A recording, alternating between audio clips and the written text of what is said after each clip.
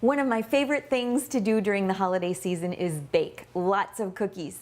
Now that I have a daughter-in-law and some grandchildren who are gluten-free and dairy-free, I needed to find some recipes that they could enjoy too. And I'm sure you're in the same boat. It seems like we all know people these days who are sensitive to gluten and need to stay away from dairy. So these cookies can fill that need. They are really delicious, and even people who aren't gluten-free are going to love these cookies. They're so easy, and if you have a food processor, it makes really quick work of it, but you don't need to have a food processor. You can mix them up in a bowl too. Today I'll use the food processor. I've got my oven on to 350 degrees. I've lined one large baking sheet with parchment paper, and this dough will make about 24 cookies, and they'll all fit on one large baking sheet. They don't spread much at all. So I'm going to start by putting 2 cups of almond meal in my food processor. And then we'll add just a 1/4 teaspoon of salt and 1/2 teaspoon of baking soda.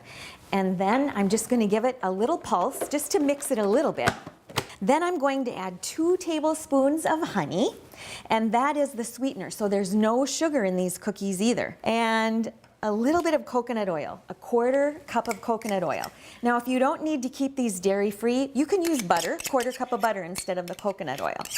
But the coconut oil really works well when you're substituting for that butter.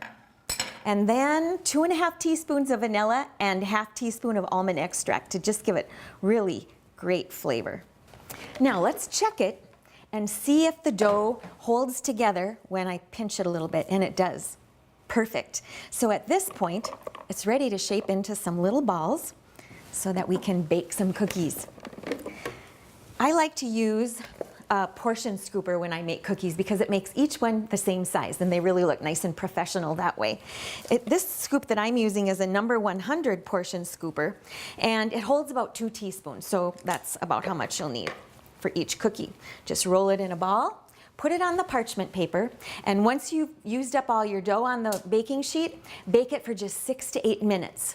Now you can just let the cookies cool like they are, but if you want to give them a little extra flavor, top them with a chocolate chunk while they're hot, and that chocolate will melt, and then it'll cool and harden, and you will have delicious cookies. So I hope you'll try this recipe. Gluten-free, dairy-free if you want it to be, and so delicious. I'm Sue Doden, sharing good food for good life 365.